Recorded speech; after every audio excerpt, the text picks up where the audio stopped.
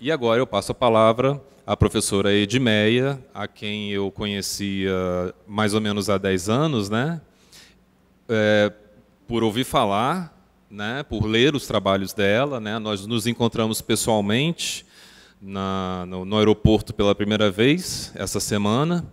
O bom é que eu e ela usávamos a mesma foto de 10 anos atrás no Facebook, essas coisas que a gente usa, né, para se manter jovem, e ela continua com a mesma cara, né, da foto que eu sempre vi. Então, professora Edmeia, a palavra é toda sua e que a plateia aproveite bastante o seu conhecimento.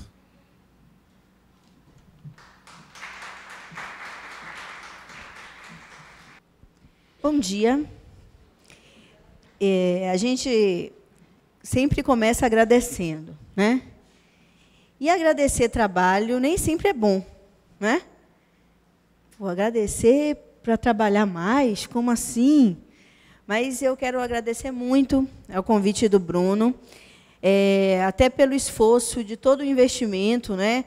Há 3 semanas, pelo menos, estamos interagindo diariamente e a coisa aconteceu, né?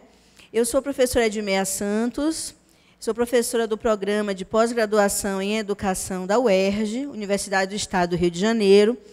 Trabalho há 20 anos com pesquisa em educação online e cultura digital, focada sempre na docência e na formação de professores.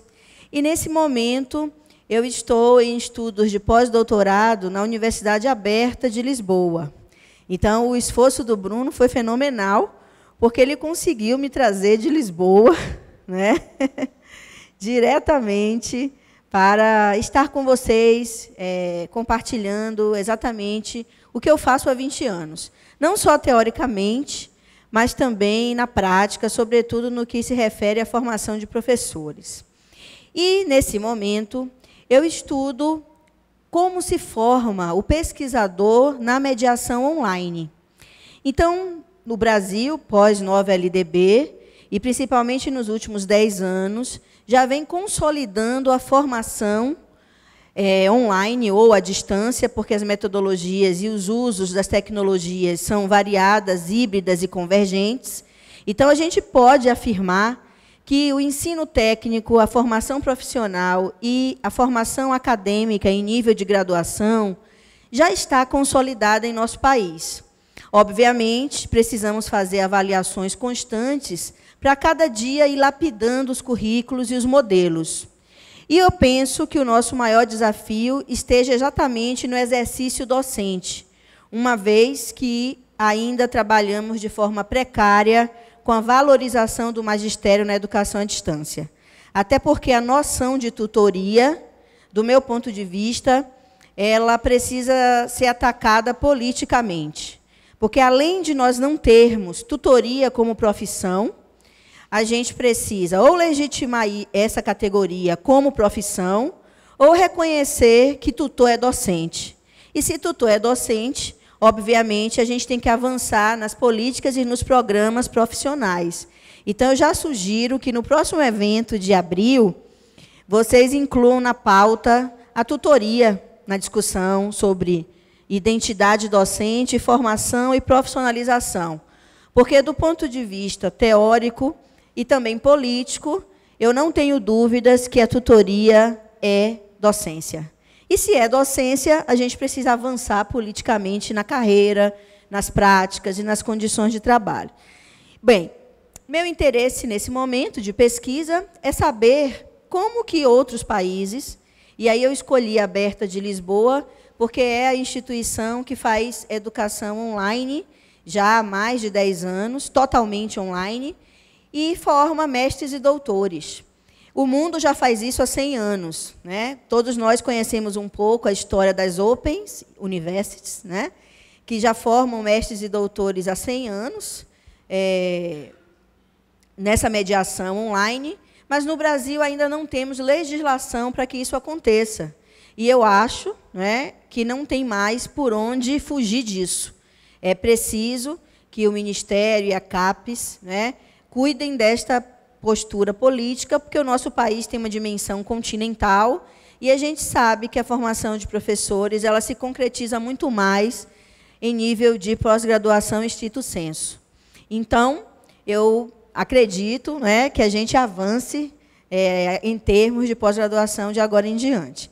Bom, falando um pouco, situando um pouco o cenário do atual momento, eu acho super bem-vindo, né, o convite que o professor Elias, né, nos fez, e o Bruno começou também apontando para isso, que a gente comece a nossa conversa aqui hoje desconstruindo a noção de educação à distância. Até porque nós estamos num outro momento cultural e tecnológico, e também comunicacional, porque toda vez que uma tecnologia nova aparece, essa tecnologia dita nova, ela não aparece do além, né? Ela não vem, não cai aqui entre nós como uma entidade de fora. Nós, seres humanos, produzimos tecnologias que são extensões da nossa capacidade física e cognitiva, e, sobretudo, comunicacional. E, a partir do momento que a gente cria uma tecnologia, a gente não cria só o artefato, só a máquina, só a coisa. A gente cria, sobretudo, os usos. E esses usos nos transformam. Então, essas tecnologias, ditas novas ou digitais, não são meras extensões da nossa força física. Elas são extensões e já acoplamentos da nossa capacidade cognitiva e comunicacional. E, com isso, nós geramos um outro tipo de cultura. Então, se cultura, em linhas gerais, é toda a produção humana legitimada por grupos e por uma sociedade, o que a gente vive hoje, né, é o que a gente vem chamando já há algum tempo de cibercultura, ou seja, cultura digital. E cultura não se transmite, cultura se aprende, cultura se faz. E a gente tem visto em nossas pesquisas que a educação online tem sido, sobretudo em nosso país, que ainda é um país de exclusão digital, que não é meramente não ter acesso à tecnologia, mas é, além disso, além de todos nós, ou grande parte da nossa população, não ter acesso às tecnologias, a exclusão não está só nisso. A exclusão está também em não poder exercer os usos de forma cidadã.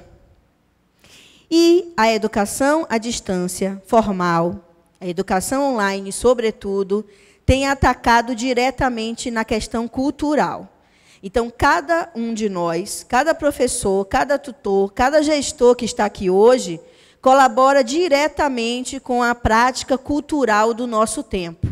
Nós não só levamos a educação e a informação para outros espaços-tempos, mas é mais que isso. De uma forma ou de outra, a gente tem produzido cultura digital através da educação formal. E, para a gente avançar muito mais nesse item, a gente precisa compreender que a educação online não é educação à distância. Então, esse é o fundamento da minha tese. E eu perguntei para o Bruno, Bruno, como é que você me conhece? Ele, você não lembra? Há 10 anos eu vi a sua tese na internet e eu me identifiquei tanto com ela, porque como a gente pensa parecido, né? E eu mandei um e-mail para você, você respondeu, a gente trocou algumas ideias, e agora eu lembrei de você e te fiz o convite. E aí eu fiquei pensando, né? Como os atores e os agentes não são apenas humanos, né? Como diz o Bruno Latour, na sua teoria Ator-Rede, o ator são também os não humanos. Ou seja, a minha tese de doutorado, defendida na Universidade Federal da Bahia, promoveu o nosso encontro aqui agora. Por quê? Porque eu sou totalmente contra aquelas práticas que você pega a sua dissertação e sua tese e deixa guardadinha, ou então não compartilha na rede porque quer publicar o livro, né? Geralmente via uma editora comercial que comercializa seu livro, né? Às vezes te paga, às vezes te paga uma merreca, mas tem muita gente vendendo o livro que é dissertação e tese. Nada contra isso. Acho que uma tese, quando vira livro, ganha um outro formato. Mas, politicamente, a minha tese não é mais minha. Eu sou autora dela. mas eu estudei numa universidade pública, tive bolsa. E mesmo quem faz trabalhos em universidades privadas, em nível de pós-graduação, a pós-graduação no Brasil só existe porque existem as agências financiadoras e esse recurso vem de nós, né? Então, a PUC, por exemplo, não existiria se não fosse CAPES e CNPq, ou a agência de pesquisa aqui do Estado, né? Então, a autoria da tese é minha, mas uma vez que ela cai na rede, ela não é só minha e não depende mais de mim, e ela está completamente descolada do meu controle. E isso é maravilhoso, né? Então, tudo que produzimos deve cair no ciberespaço para que outras pessoas reutilizem, remixem, né? Então, a gente milita também no tema dos recursos educacionais abertos, né? E o convite que eu faço é exatamente esse de agora, né? O que é educação online? Qual é a diferença da educação online para a educação à distância, né? Todo mundo sabe que a educação à distância é uma modalidade educacional formal que existe, né, e se estrutura exatamente por não ter, no mesmo espaço-tempo, os sujeitos envolvidos, né? Aqui, nesse momento, a gente está em educação clássica presencial, né? Todos os envolvidos estão compartilhando o mesmo tempo, aqui e agora, em um mesmo espaço, este auditório. Educação à distância, né? Seria a distância, por exemplo, se eu estivesse fazendo uma videoconferência e vocês estivessem dispersos em suas casas, em suas cidades, em seus institutos, em suas escolas, e a gente poderia compartilhar do mesmo jeito, mas não compartilhando o mesmo espaço e o mesmo tempo. Aí entra a tecnologia como interface, como mediadora, né?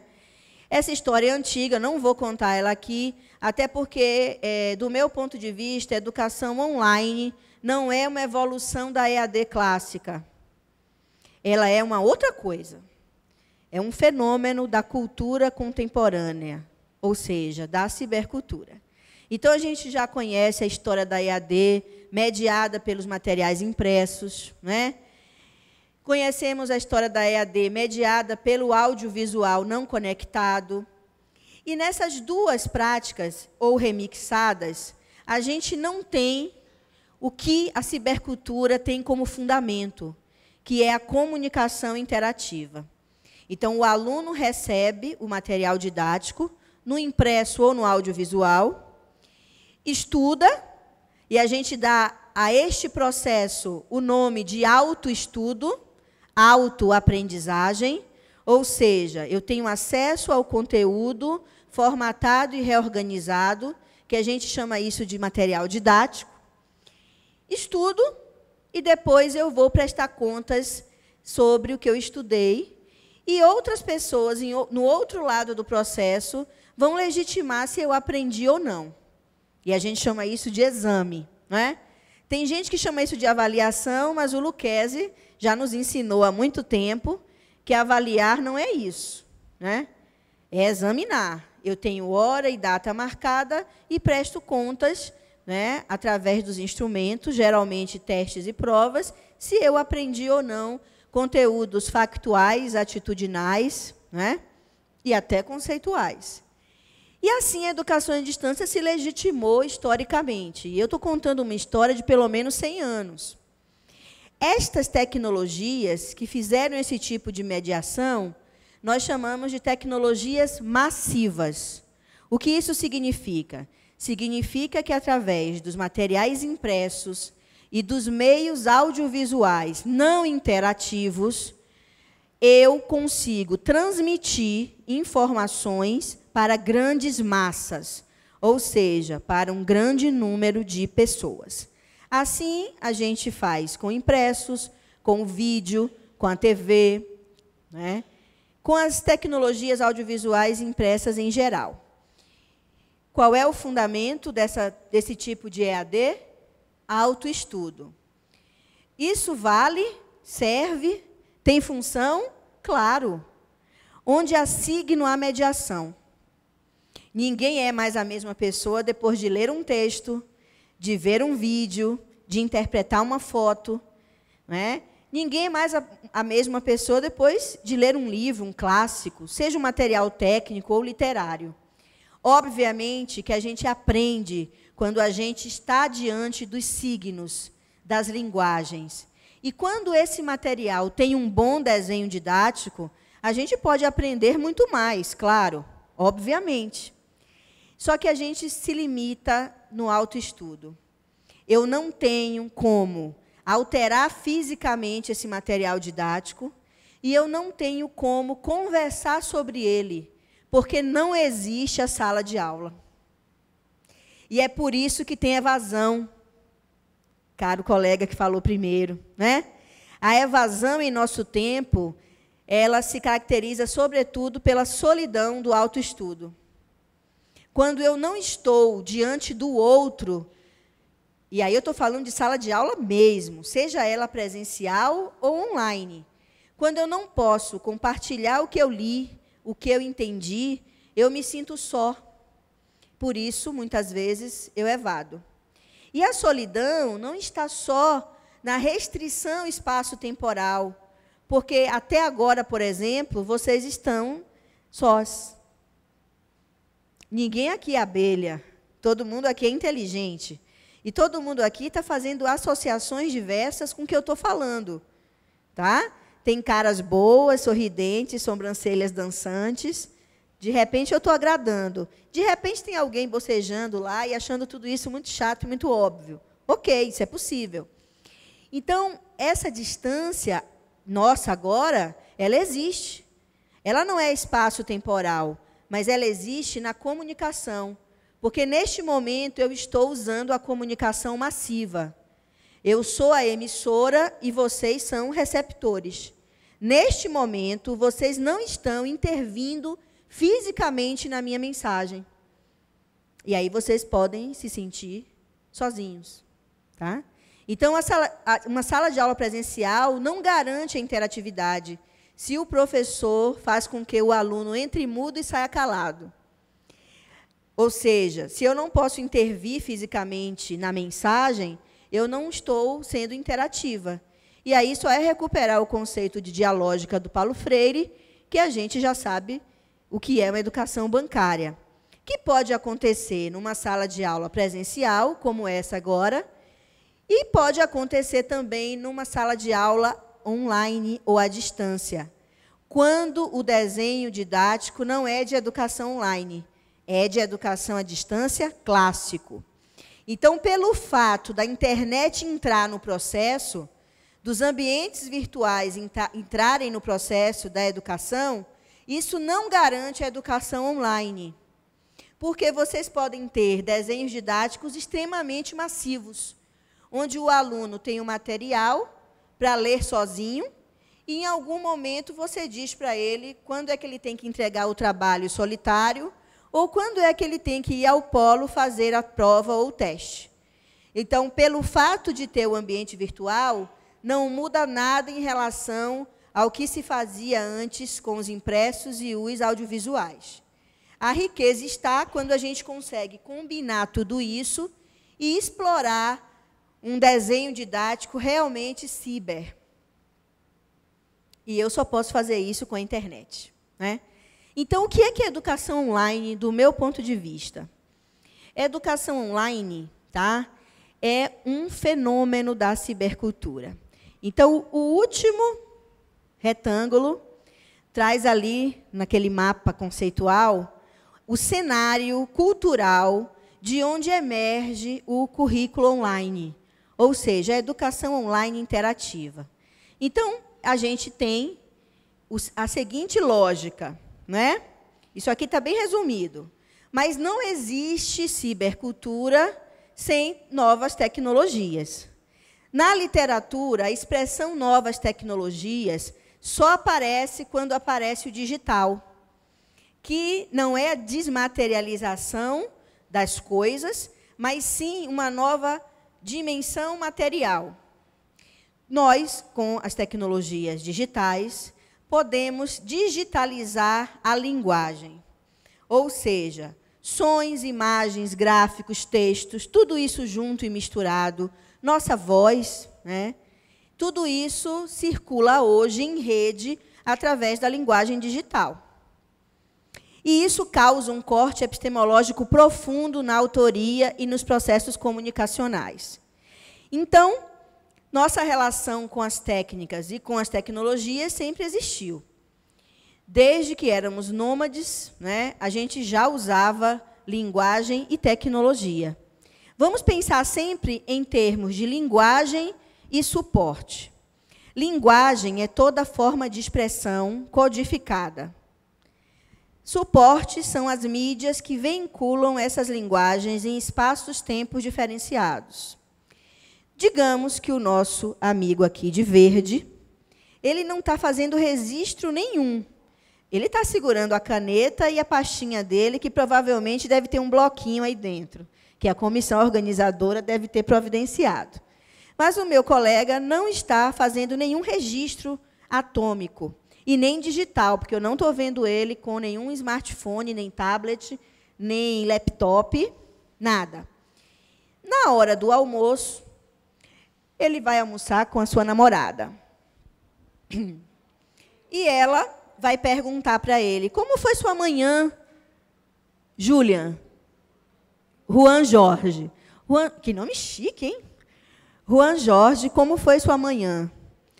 E Juan vai levar, via linguagem oral, já que ele não registrou nada em outro meio fora do seu corpo, o que é que ele achou da manhã de hoje. Em que lugar Juan Jorge vai materializar o que ele aprendeu aqui hoje? Hein? Cérebro, mas como é que a gente pode chamar isso de um jeito menos biológico? Na mente? Memória, né? Nosso corpo é a nossa primeira mídia. Então, o Jorge vai levar a linguagem através da sua memória e através da sua fala, né, do seu equipamento fono, ele vai comunicar isso em outro espaço-tempo, que é a hora do almoço tão esperada com seu amor, né? Mas a nossa Shirley querida aqui está fazendo um registro no seu bloquinho. Me dá aqui, Shirley, seu bloquinho. Quando a gente deixou de ser nômade, ou seja, quando a gente inventou a agricultura e se fixou, a gente inventou a escrita. E a escrita faz um corte epistemológico profundo em relação à oralidade, porque ela desgruda a gente da obra. As comunidades orais, quando perdem um mestre, não é? Perde uma história inteira, porque junto com o autor está a obra. A escrita vem e mexe com isso. Se alguém aqui quiser conhecer as impressões da Shirley sobre a manhã de hoje, basta ler o bloco de notas da Shirley. Você não precisa necessariamente da Shirley contando oralmente o que é que foi a manhã de hoje. Obviamente que se a gente puder ter as duas coisas, se amplia muito mais o potencial comunicacional e informacional da relação. Mas o que é que a escrita fez? Descolou o autor da obra. Por isso que hoje eu posso falar em Paulo Freire tranquilamente, sem necessariamente ter o Paulo Freire comigo, conosco, né? Assim como o Bruno leu a minha tese e já sacou o que é que eu penso sobre educação online e se identificou. Poderia não ter se identificado, mas a gente só se conheceu agora, 10 anos depois, né? Então, o que eu registrei, materializei e joguei no ciberespaço em PDF, agrega muito mais valor ao que está aqui nesse meio atômico. Porque o bloquinho atômico, físico, tem limite. Ele não circula em rede. E não tem poder de replicar, de remixar. Se a gente destrói esse bloquinho, eu perco a informação e a memória que está registrado aqui. Mas se esse bloquinho vai para o blog da Shirley, daqui a pouco, com imagens do nosso evento, e etc., etc., isso vai ter uma vida e um desdobramento que a gente não tem o controle sobre isso. Por isso que a gente tem que ter muita responsabilidade sobre o conteúdo que a gente põe na internet. porque ele não mais nos pertence, tem vida própria. Né? Temos que ter muito cuidado com as coisas que a gente escreve, com as coisas que a gente diz, né?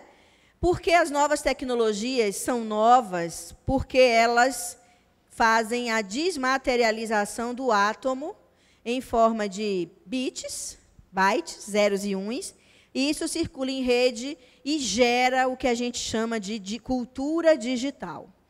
Então, duas marcações são importantes para diferenciar as tecnologias digitais dos átomos ou da fala. A primeira é a digitalização da informação, e a segunda, tão importante quanto a primeira, mas, sobretudo, para nós, professores, é a mais importante, porque a primeira já está dada, já existe, está aí, é a convergência tecnológica e de linguagens. Em nenhum momento da história da humanidade nós tivemos uma evolução tão grande em termos de linguagens e convergências.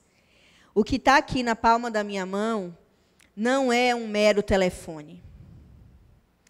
É um computador.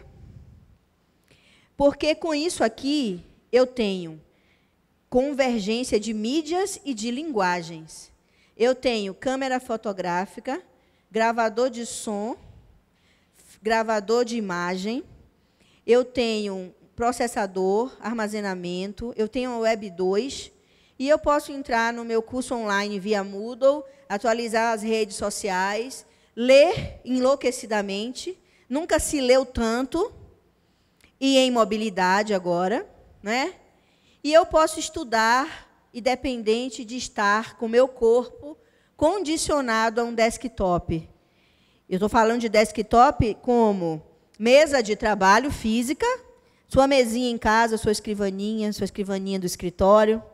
E estou falando daquela máquina trambolhão, que a gente chama de desktop, que, para acessar a internet, eu preciso ter um ponto fixo para me conectar em outro lugar chamado ciberespaço. Né?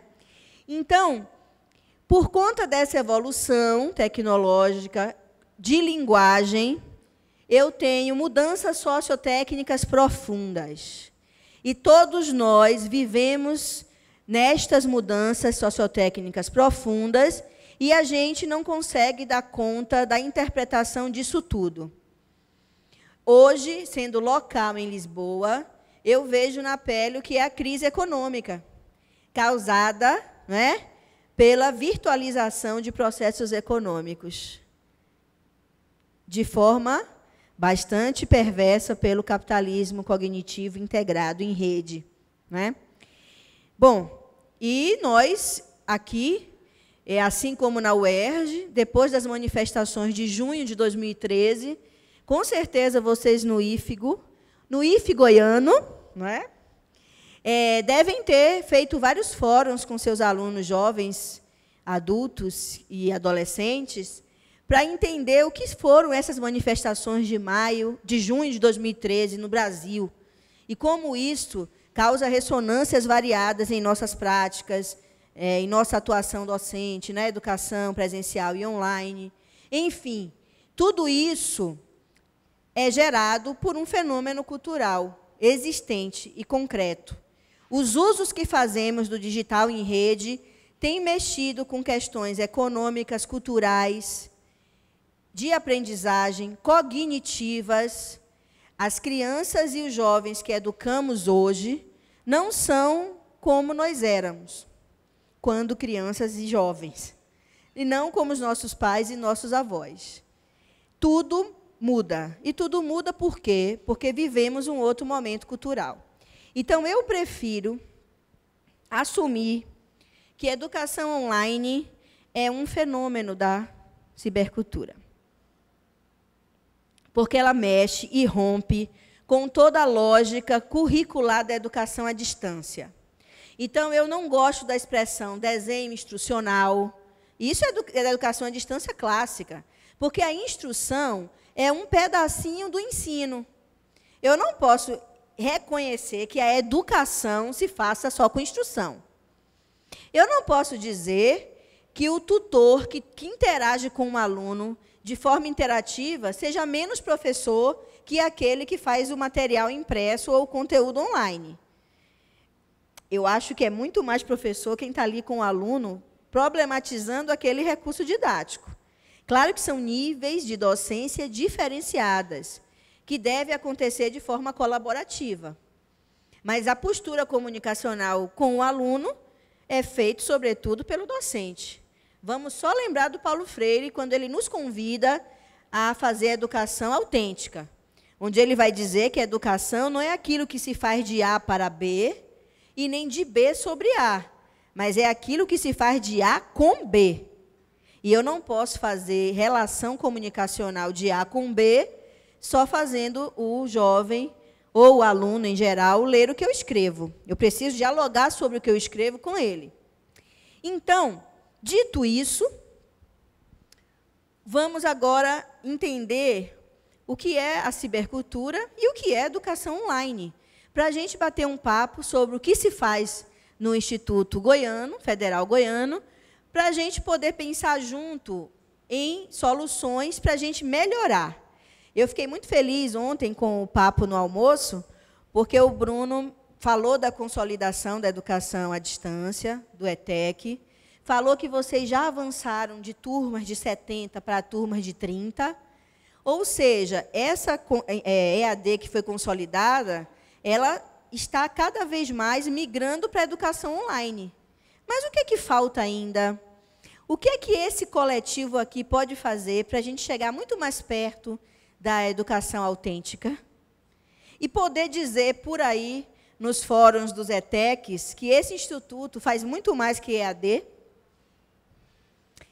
Então, é por aí que eu gostaria de continuar a minha fala. Ok? Bem,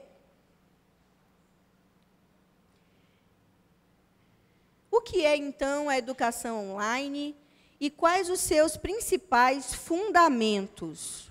Tá? Tenho 3 palavrinhas mágicas que eu gostaria de tensionar com vocês. E trazer mais uma como desafio. Tá? Educação online só é educação online se ela tem interatividade. O que isso significa? Essa palavra, interatividade, virou palavrinha de marketing. Se banalizou. Você tem o shampoo interativo da Natura. Aí a mulherada já vai correr para comprar o shampoo interativo. Porque o seu cabelo, o shampoo é tão interativo. O que é um shampoo interativo? É aquele que conversa com o seu cabelo. Que faz o seu cabelo ficar melhor. Ele se comunica tanto que as suas substâncias químicas, né, elas agem de acordo ao tipo do seu cabelo. Né? O Nike interativo, enquanto você corre, tem um chip lá dizendo o seu batimento cardíaco, né, como é que está seu coração, sua velocidade. Ou seja, palavrinha banal, mas para a educação é tudo. Tá? A palavra interatividade, ela começa a ser muito usada por conta do digital. O que é uma coisa interativa? O que é um conteúdo interativo? É aquele que mexe com o leitor. Mas não é só aquilo que se mexe. Não são só as animações que a gente põe dentro do livro online. Nem um vídeo, de repente, que deixa o conteúdo mais vivo. E também não é a forma como você escreve. Tudo isso colabora com a interatividade do conteúdo, ok. Mas interatividade na educação online é quando professores e alunos conversam na sala de aula. E isso não existe na educação à distância massiva. Na educação à distância não há conversa, não há dialógica, não há bate-papo. Há distribuição de informação, dizendo que é conhecimento, que não é. Conhecimento só é para quem escreveu. A minha tese é conhecimento para mim, eu sou autora. Mas para o Bruno, que leu a minha tese, A minha tese é informação sistematizada e organizada. É conhecimento para ele quando ele se apropria do meu discurso e ressignifica isso em suas práticas, produzindo outras coisas, como este evento, uma aula que ele fez no Moodle. Ou seja, o meu texto foi informação que deu sentido para ele produzir outras coisas. Provavelmente ele me citou em algum artigo. Então, o que o Bruno produziu depois de se apropriar da minha tese é conhecimento para ele. Mas tudo que ele fez para o outro já é informação. E esse ciclo é um ciclo contínuo. Mas, o que é interatividade em si? No processo de comunicação massivo, o emissor é aquele que produz a informação e a mensagem, e o receptor é aquele que consome, como vocês estão fazendo agora com a minha fala. Mas, a partir do momento que eu deixo a palavra franqueada e que esse microfone circule neste auditório, e que vocês possam conversar comigo, fazer questões, refutar, inclusive, o que eu estou dizendo, como minhas verdades temporárias. Mas, como diz o Edgar Morin, a gente tem que trabalhar no universo de juntar o máximo de certezas para enfrentar as incertezas. O que eu estou falando aqui são minhas certezas provisórias, fruto da minha prática, da minha pesquisa, da minha experiência. Mas pode não ser para você, né? Então, interatividade é quando professores e alunos, na sala de aula, e eu estou falando do ambiente virtual de aprendizagem, conversam, discutem, compartilham o conteúdo, produzindo outras coisas. Essas outras coisas podem se materializar em mensagens nos fóruns, mensagens nos chats, vídeo que os alunos podem produzir, jogar no YouTube, botar o link lá no ambiente. Ou seja, interatividade é comunicação e não simplesmente pirotecnias. Porque tem gente que diz, o meu desenho didático é super interativo. Aí você vê, né, quando analisa que tem som, que tem animação, bacana. Isso, do ponto de vista semiótico, é um plus em relação ao material impresso, óbvio. Mas interatividade é mais que isso. É possível a gente ter interatividade no conteúdo, mas é fundamental ter interatividade na relação comunicacional com o aluno. Ok? Então, para ser educação online, eu tenho que ter como fundamento a garantia de que meu aluno fala, que as vozes estão numa arena comunicacional. E a gente pode fazer isso usando as interfaces de comunicação dos ambientes virtuais. Tem gente que gosta de falar na palavra ferramenta. Eu acho isso uma besteira. Refuto total a palavra ferramenta. Ferramenta é a extensão do músculo. Ferramenta é inchada, que faz a minha mão cavar mais. Tá? Fórum, chats, videoconferências são interfaces. São canais de comunicação que permitem que eu me comunique com o outro. São extensões da minha mente, da minha fala, da minha subjetividade. Ok? Bom, que outro fundamento seria interessante trazer? A noção de hipertexto, que pouca gente conhece e pouca gente lança a mão do hipertexto no seu conteúdo didático, curricular. Assim como a palavra interatividade não é de origem da informática, mas ganha com a informática potência, hipertexto é uma noção da literatura, tá? O hipertexto existe desde os materiais impressos. Quando a gente está lendo um livro que a gente acha uma nota de rodapé, aquela nota leva o nosso olho para o final do texto, para o final do livro. O que é um hipertexto? É quando eu tenho vários textos interconectados e em diálogo. Então, a minha nota de rodapé de um livro impresso, equivale a um link de um hipertexto eletrônico. Quando a gente está navegando na web, que tem alguma coisa que leva a gente para outro lugar, isso não é um link? Link é o elo de ligação entre um texto e outro. Muitas vezes eu estou lendo um texto, clico num link que me leva para um vídeo. E o vídeo me leva para uma animação ou para outro vídeo, ou para os comentários que fizeram sobre aquele texto. Então, o que seria produzir um material didático para um ambiente virtual hipertextual?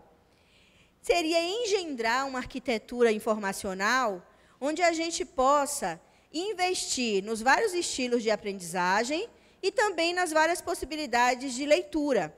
Por isso que eu conecto a noção de hipertexto diretamente com a noção de polifonia do Bakhtin.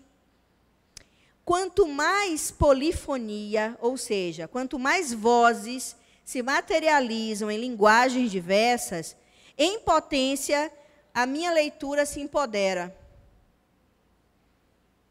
Ou seja, se eu posso ler um texto, assistir uma videoaula, participar de um fórum, eu vou, em potência, aprender mais. É bem diferente de ler uma página que se esgota no impresso, por exemplo. Ok? Então, para um desenho didático em educação online, eu preciso investir em conteúdos hipertextuais, polifônicos, para que a leitura não seja linear. Nenhuma leitura é linear, porque o nosso cérebro não é linear.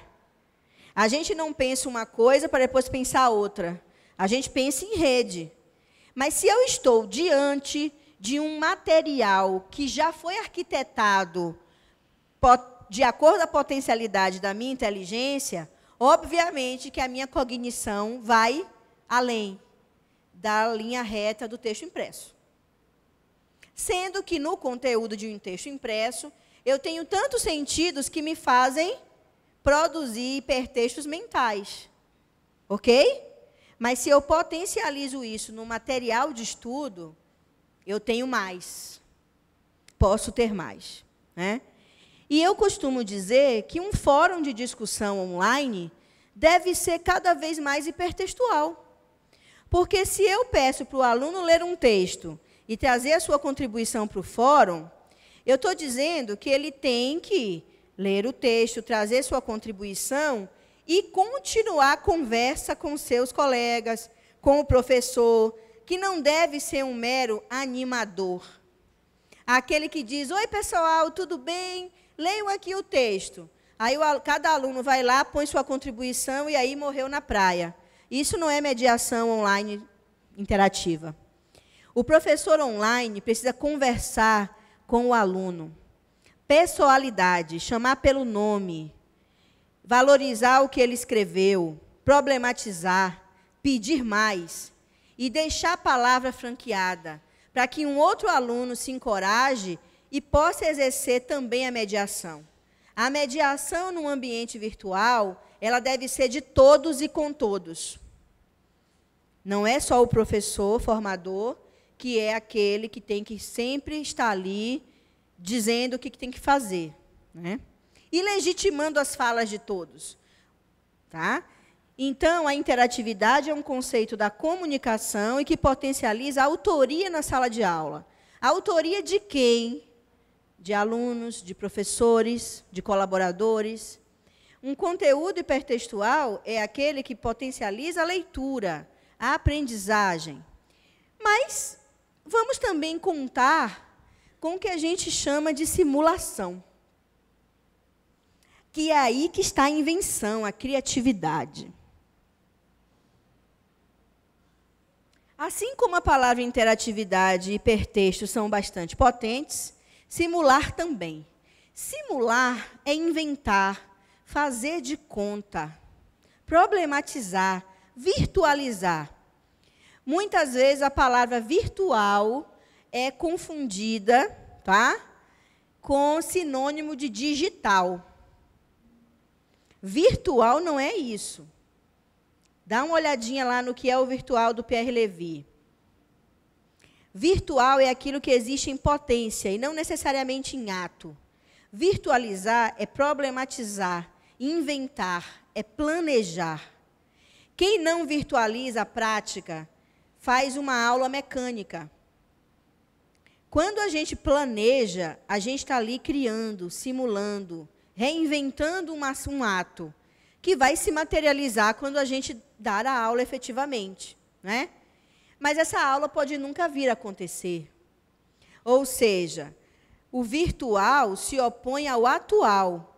E a realidade é formada por virtualização e atualização. Ou seja, desejos, pensamentos, projetos são realidade. Não existe mais, por exemplo, a vida online de um lado e a vida offline do outro. Se as tecnologias digitais estruturam a sociedade em nosso tempo, nós somos o que somos online e offline. Então, gente, como é que a gente simula, virtualiza e usa a criatividade no ambiente virtual? Fazendo estudos de caso, por exemplo. Convidando o aluno a não ler um texto chatíssimo, que tem alguns conteúdos factuais e conceituais. O texto chatíssimo, cheio de informação, precisa estar lá sim, porque o aluno em formação precisa de conteúdos factuais, conceituais, atitudinais. Mas uma forma de trabalhar a atitude é simulando. Vamos trabalhar com estudos de caso? A gente pode inventar casos, trazer casos da realidade. Tá? Oi?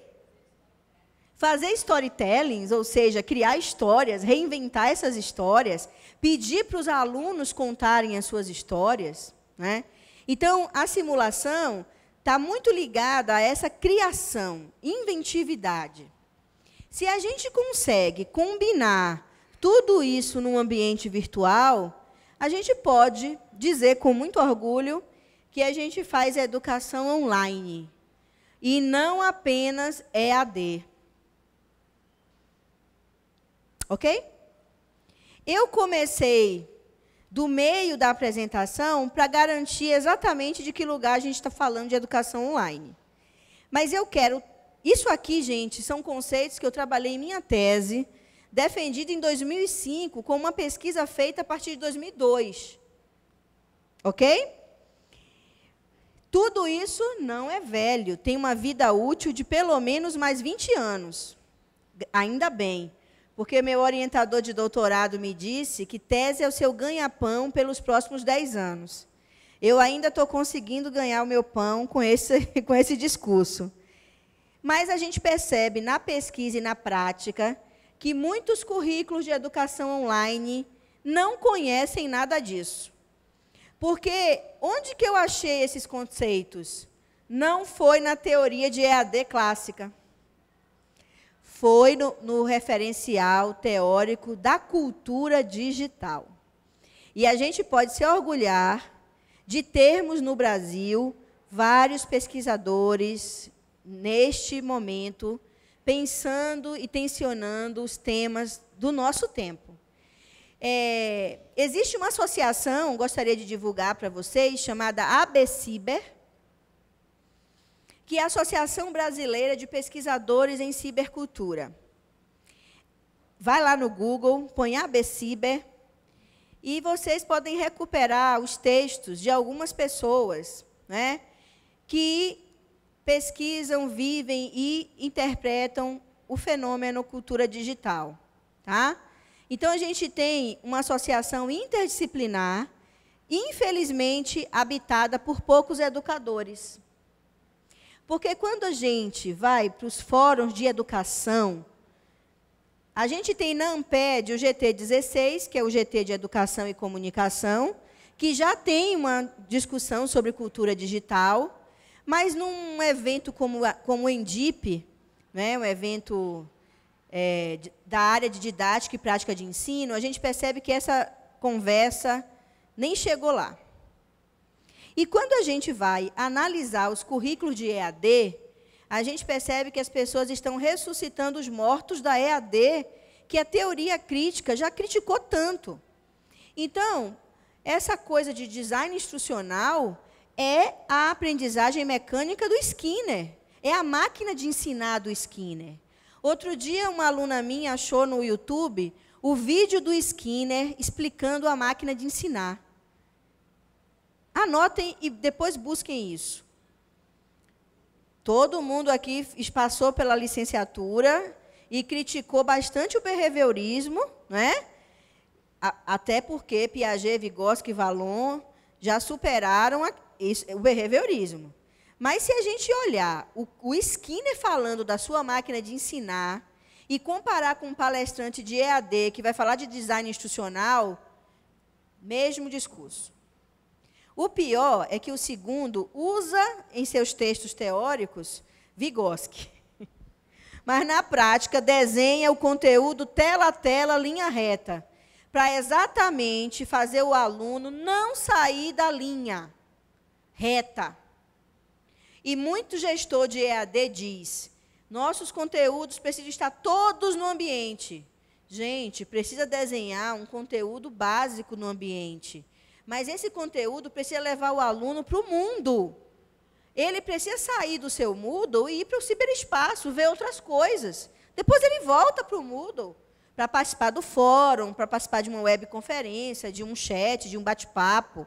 A gente não pode prender a aprendizagem na linha reta da instrução. Mas, ao mesmo tempo, nós todos sabemos que a instrução é importante. E, quando ela é bem desenhada, a gente agrega valor ao currículo, óbvio. Mas não podemos fazer a instrução ser a centralidade do processo. A centralidade não é o material didático na educação online. Na educação à distância é. Na educação online, os centros são móveis, porque na rede não tem centro. Ora é o professor, com seu protagonismo, ora é o material didático, ora é o aluno que vai trazer uma experiência que você, professor, não conhece. E aí você vai aprender muito com o seu aluno. Então, eu estou falando, gente, de rede, hipertexto. Eu não estou falando de linha reta instrucional. Então, como que a gente pode avançar nessa discussão e como eu posso dizer que isso aqui é top para pensar o currículo online ainda? Porque a gente observa na prática que poucos currículos chegaram a viver a interatividade.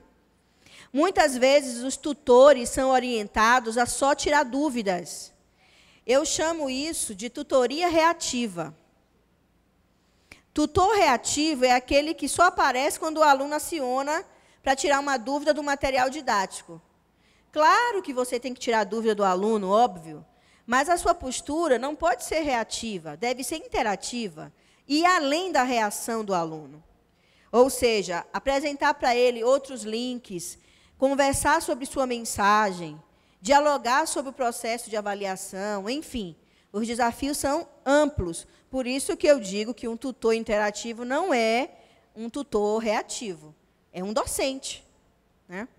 Bem, além disso tudo, que eu acho que é desafio para todos nós ainda, tá? A gente precisa agora se dar conta de uma outra palavrinha que nos desafia o tempo inteiro.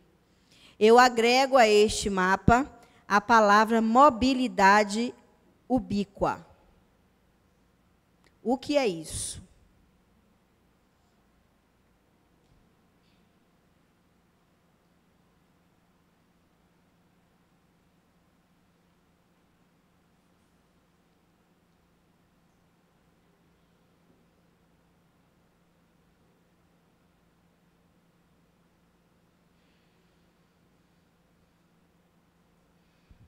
Assim como a palavra interatividade, hipertexto e simulação são noções fundamentais para todos nós que fazemos educação online, vamos pensar no desafio também de pensar a mobilidade. A cibercultura é a cultura contemporânea, não estou falando nenhuma novidade. Desde o momento que o digital entrou em nossas vidas cotidianas, vivemos com mais ou menos autoria o que a gente chama de cibercultura. considerando que o nosso país tem dimensões continentais e que o digital ainda não é acessado por todos e todas, a gente vive a cada dia o desafio da inclusão, não só digital, que é de ter acesso a esses meios, mas também da inclusão cibercultural, que é fazer com que o nosso aluno e nós, professores, sejamos cada vez mais autores na cibercultura. E a gente não faz isso sem letramento digital. O que é uma pessoa letrada? É aquela que usa socialmente a língua e os seus artefatos. O que é o letramento digital? É o uso, de preferência cidadão, do digital em rede. E nós temos que fazer isso, desenvolver nossos próprios letramentos, porque uma pessoa não letrada não forma outra letrada. Professor que não lê, não forma leitor. Professor que não se aproxima da cibercultura, não vai formar na cibercultura. E eu não estou dizendo que todo mundo agora tem que ter Facebook e nem tablet na mão. Se tiver, vai ajudar um bocado. Tá? Vai ajudar, mas não garante. Né? Então, gente, o que é a cibercultura em tempos de mobilidade? Assim como mobilidade não é uma palavra nova, existem várias dimensões da mobilidade. Em um texto bem didático, André Lemos traz para nós alguns princípios, alguns tipos de mobilidade. Por exemplo, o que é uma mobilidade física? Né? Este evento me proporcionou mobilidade física. Eu saí de Lisboa, estou aqui. Os meios de transporte e a cidade equipada, né, potencializam a mobilidade física de todos e todas. Agora, quando uma pessoa cadeirante não consegue andar na cidade, o problema não é da pessoa cadeirante. O problema é da cidade que não tem acessibilidade, da escola que não tem acessibilidade. Então, na primeira imagem, eu tenho um senhor andando no seu carrinho, né, com a sua senhora. E essa tecnologia tem proporcionado a esta pessoa que tipo de mobilidade? Mobilidade física, ok?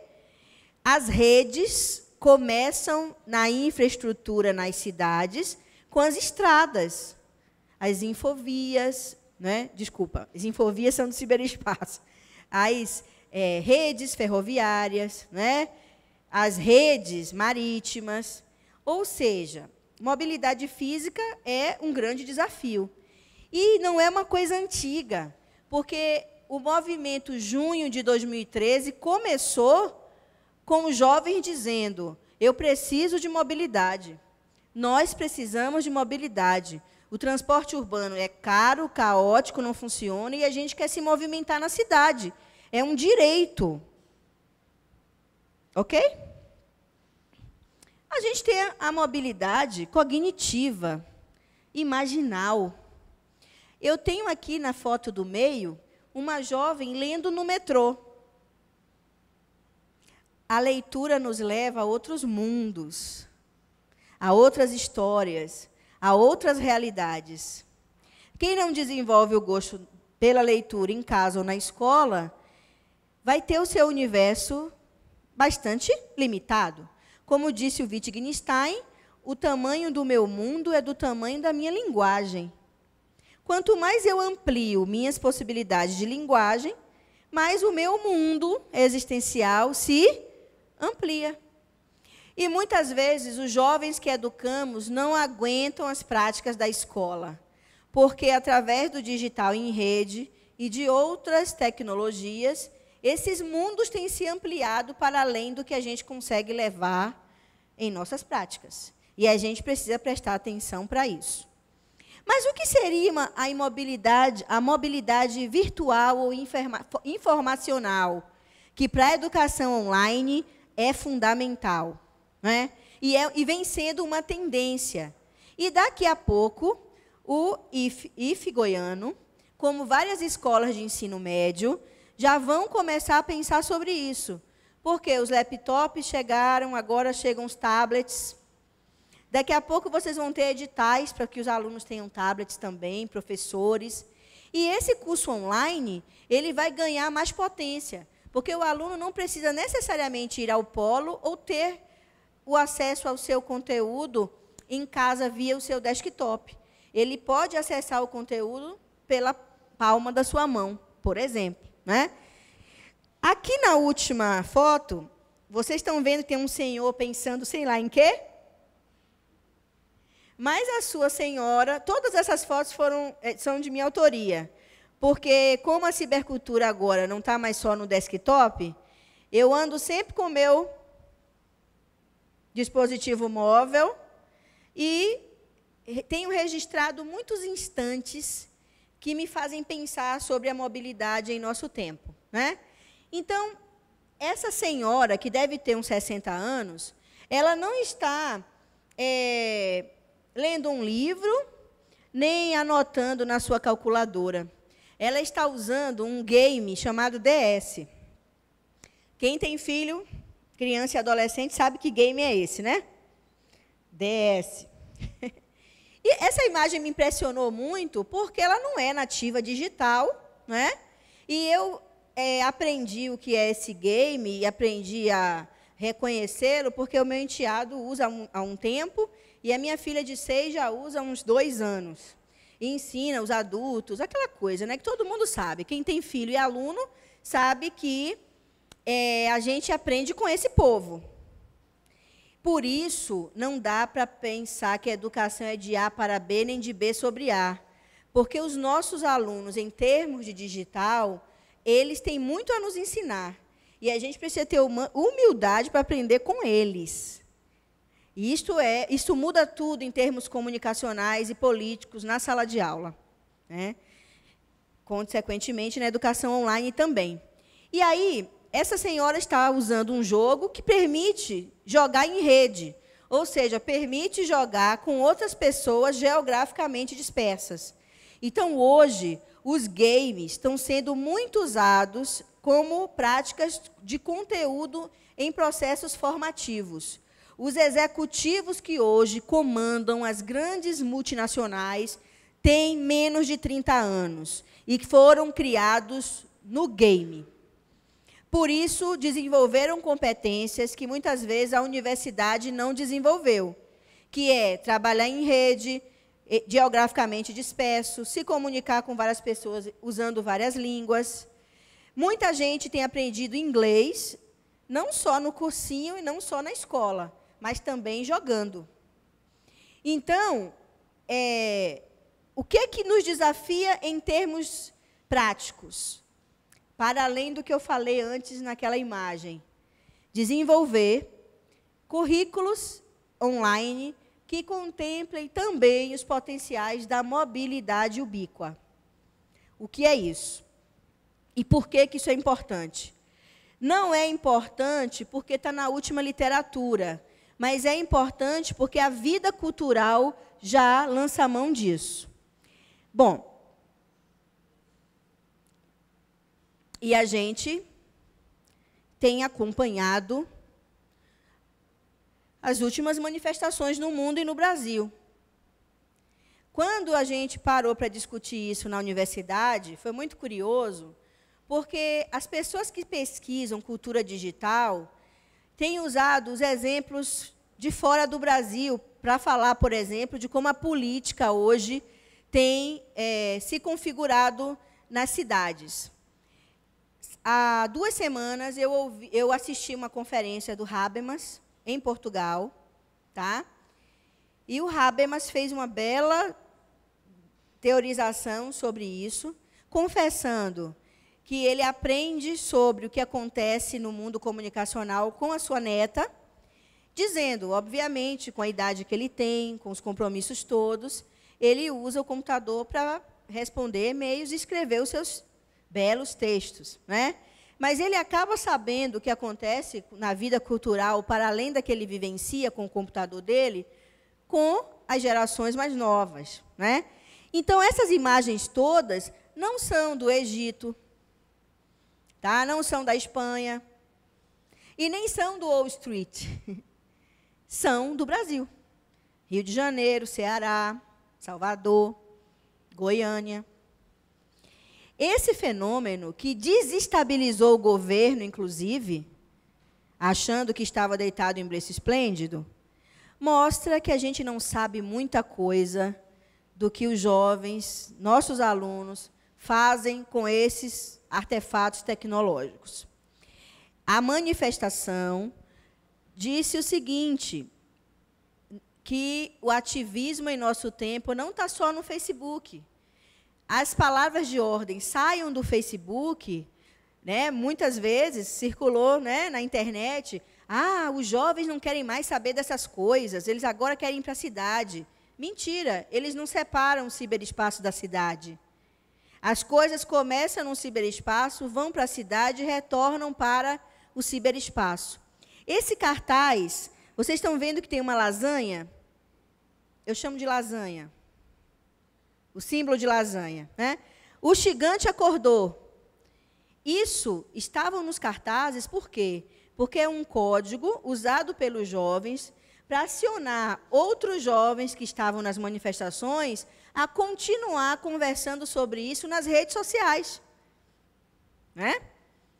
Então, gente, é só para mostrar que o que eu estou falando não é ficção científica, mas que está perto de todos nós, cada vez mais. Né?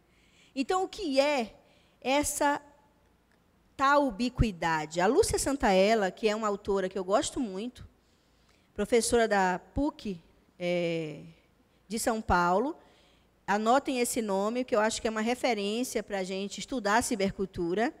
Ela vai falar de um tipo de ubiquidade que não é mais restrito ao acesso, mas a informação também chega até nós. Né?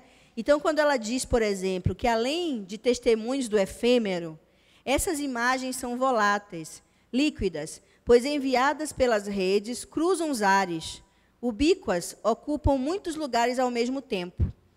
Então, ubiquidade é quando a gente, ou a informação, ocupa vários lugares ao mesmo tempo. Né?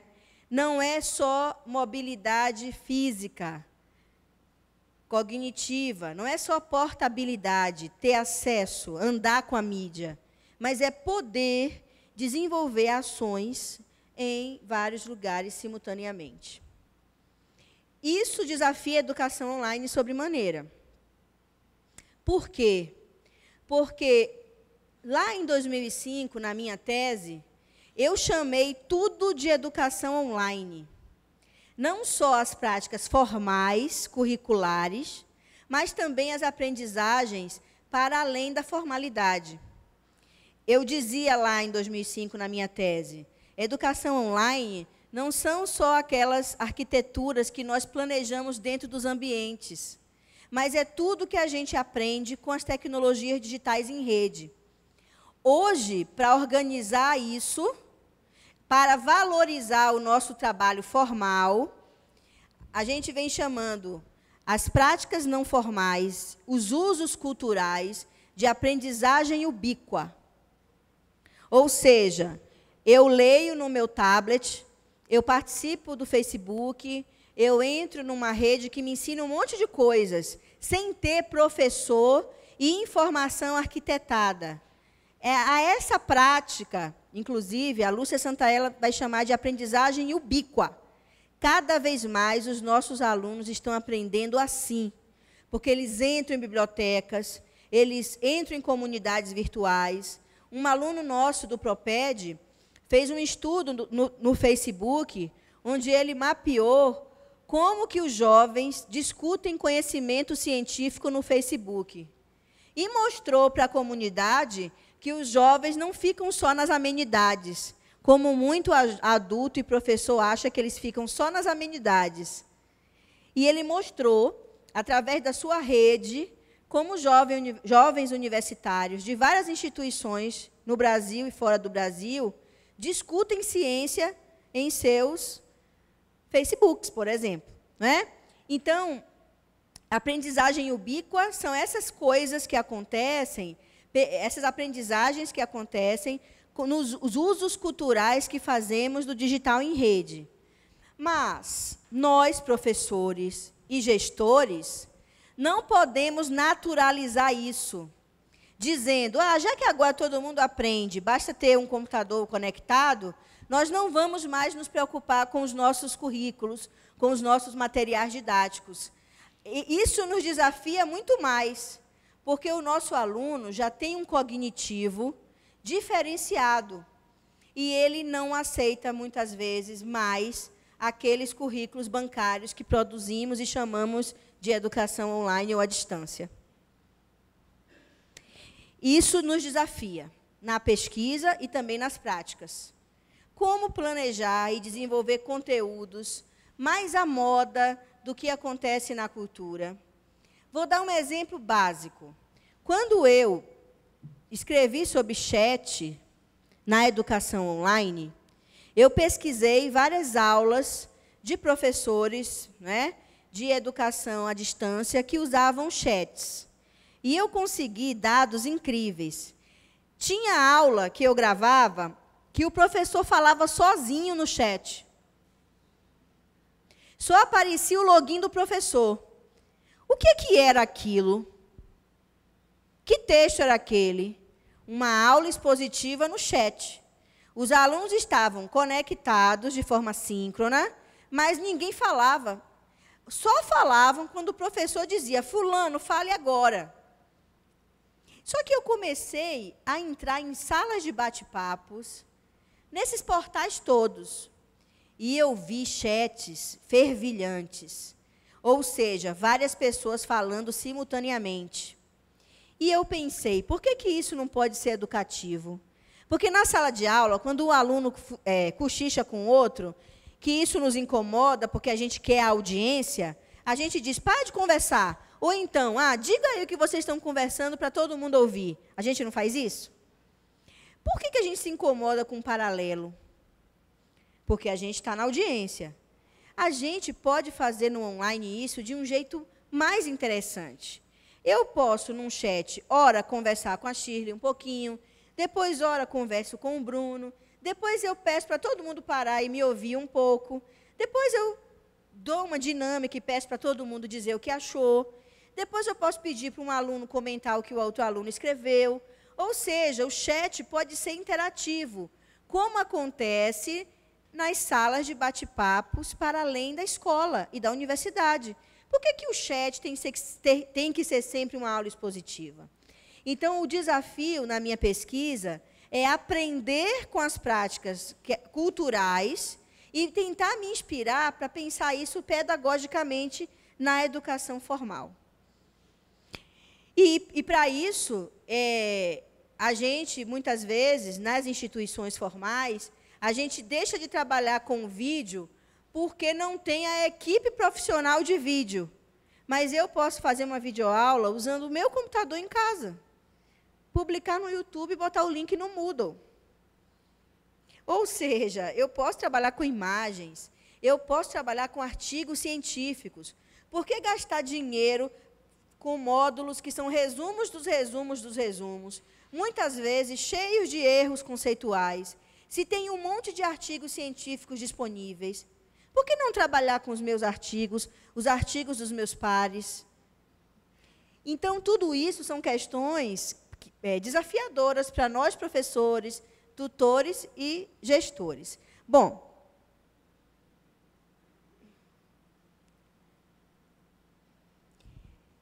a mobilidade faz com que a gente repense várias práticas. O que eu estou mostrando ali, que a gente vem chamando de QR, todo mundo já viu isso. Quem nunca viu esse símbolo antes?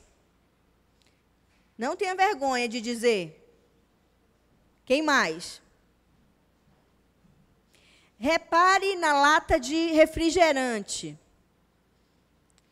Toda lata de refrigerante hoje tem isso.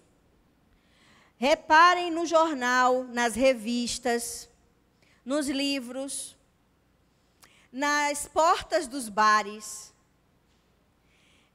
porta de festa. São códigos que fazem a internet,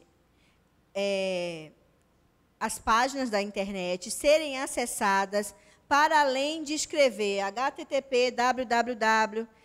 Toda vez que você encontrar um símbolo desse, você pode fazer a leitura desse conteúdo com o seu dispositivo móvel, né? Basta baixar um programa, você vai fotografar o ícone e esse código vai te levar para uma página na internet. Significa dizer que o acesso à internet hoje está não só pelo computador e pela www, mas está, sobretudo, no que a gente vem chamando de internet pingando nas coisas, internet das coisas. Então, se você encontra esse símbolo na lata do refrigerante, se você escaneia com o seu celular, você vai acabar tendo acesso a um site que vai te dar mais informação sobre esse refrigerante. E esse código tem sido usado para muitas coisas, inclusive para acessar conteúdo em educação à distância. O cartão que está fotografado é de um livro de uma amiga minha, baiana, que ela fez uma coisa muito interessante, não só ela, mas muita gente. Em vez de mandar imprimir o livro, ela imprimiu cartões. Então, ela distribui os cartões e qualquer pessoa pode ler o livro dela com o seu dispositivo móvel. Tablet, celular, smartphone. Basta escanear o código, que o código te leva diretamente para o livro. Como fazer isso com os nossos cursos online? Eu estou falando, gente, de tendências, tá? Tendências. Para a gente pensar. A gente tem que sempre pensar no tempo, ou para além dele, não é? Só para a gente pensar, né? Como dizia o Milton Santos, o papel do intelectual é provocar, né? Tirar a gente da nossa zona de conforto.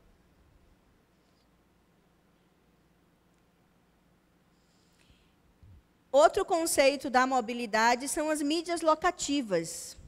São os meios que nos permitem comunicação da cidade com o ciberespaço.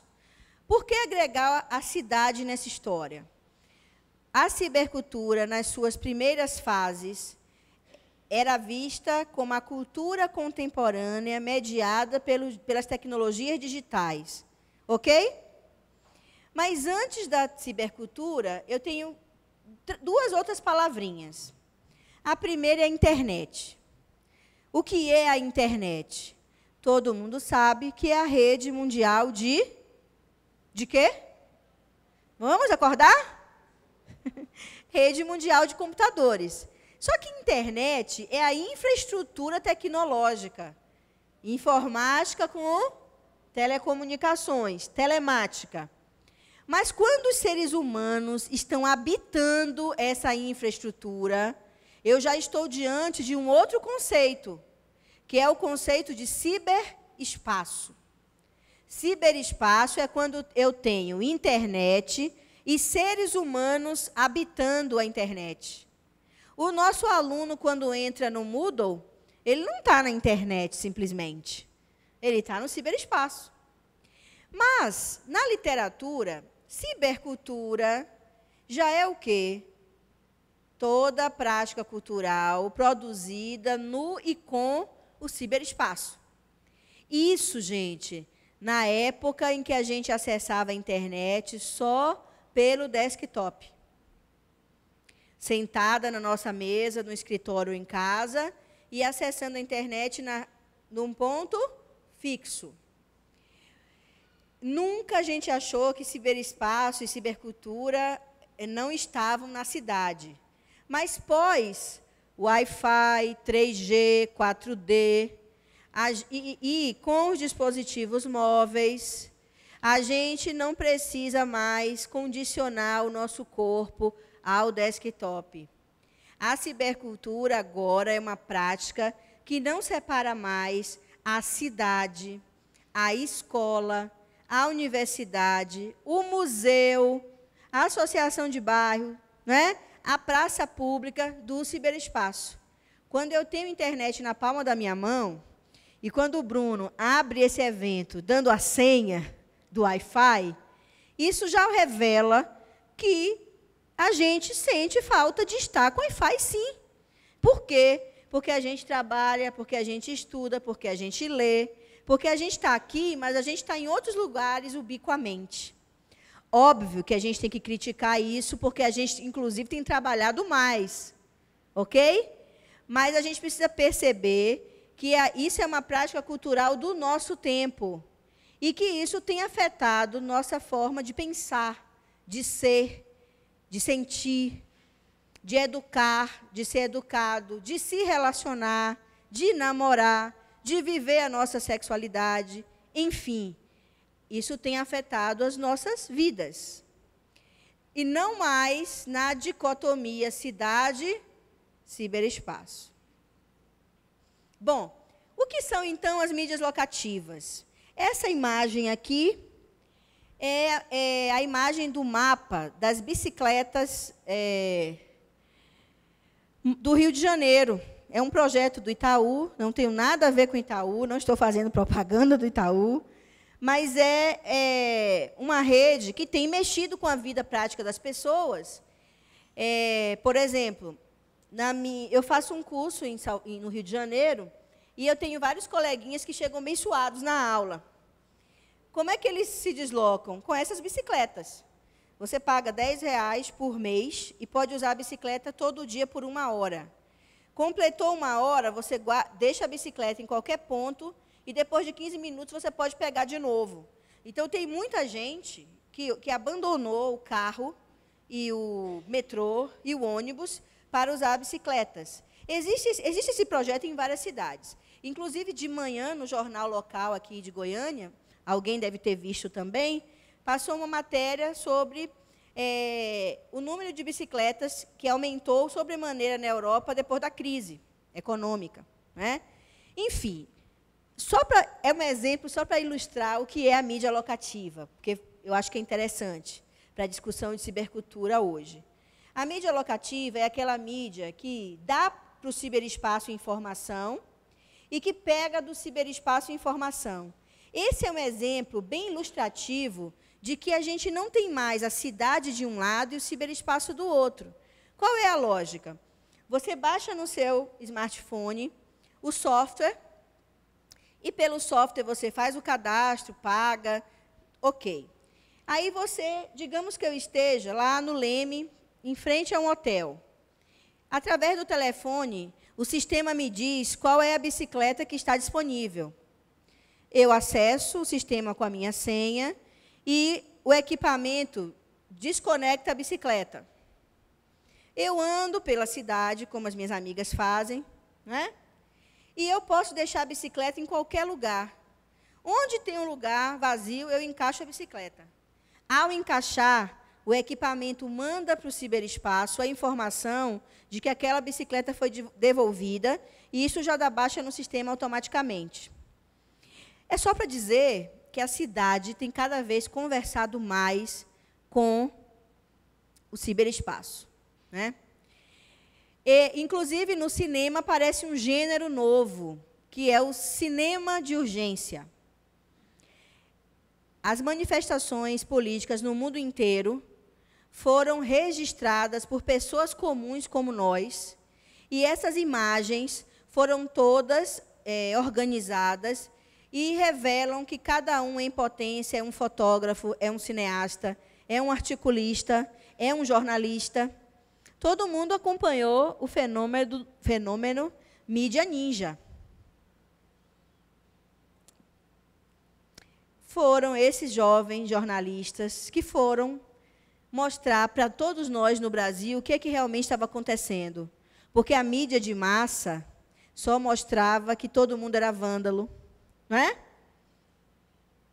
E foram as pessoas comuns que nos mostraram que não é bem assim. No mundo inteiro. Então, só para dizer que os nossos alunos e nós, em potência, somos produtores de conteúdo. Nos relacionamos em rede, fazemos política. E os exemplos são vários. Eu orientei recentemente 2 dissertações de mestrado sobre acessibilidade para a educação online. Trabalhos lindos, que eu vou compartilhar o link com vocês. Por quê? Porque quando a gente faz um curso online, a gente não está nem aí se vai ter aluno cego e surdo, ou com baixa visão, ou cego-surdo. Vocês, com certeza, já devem ter desafios parecidos. Eu também dou aula no curso de Pedagogia à Distância, na UERJ. E a gente desenvolveu 2 projetos de pesquisa ligados ao maior, e a gente conseguiu mostrar que o nosso currículo não era acessível. E aí as minhas alunas, elas fizeram uma pesquisa-formação, tornando acessíveis os conteúdos do nosso ambiente Moodle. Porque nós temos alunos universitários, cegos, surdos, com baixa visão, etc., etc.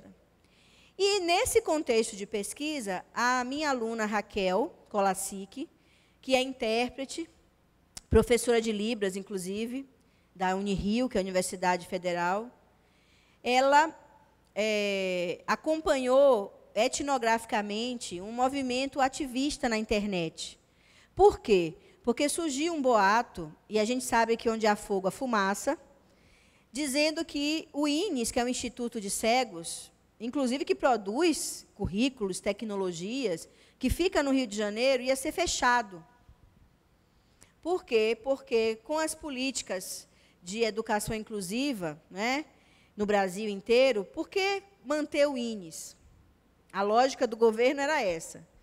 E aí, as pessoas do INES, gestores, alunos, professores, começaram a se mobilizar na internet, produzindo vídeos, postando no YouTube, abrindo grupos no Facebook.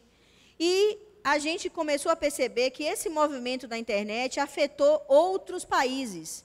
E a gente acompanhou vídeos solidários de surdos nos Estados Unidos, surdos na Arábia, cada um com a sua língua de sinais, em solidariedade e tudo mais. O movimento foi tão grande na internet que as pessoas se encontraram para o fórum que discutiu a educação inclusiva em Brasília.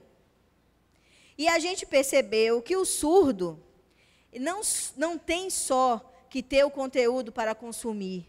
A gente precisa formar o aluno surdo para que ele seja autor também.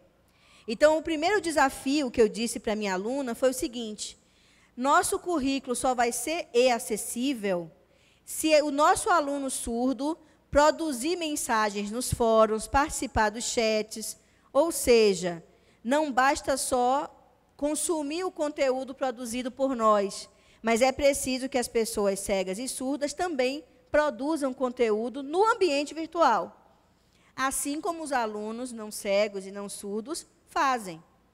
Então, gente, todos esses exemplos são cases e desafios para todos nós, porque o problema não é ser surdo, não é ser cego. O problema está na falta de acessibilidade, e de acessibilidade também das escolas, das universidades, enfim. Bom, esse parêntese enorme que eu abri foi para mostrar, né, como a cibercultura nos apresenta diversos desafios em tempos de mobilidade, para além daqueles conceitos que eu falei antes.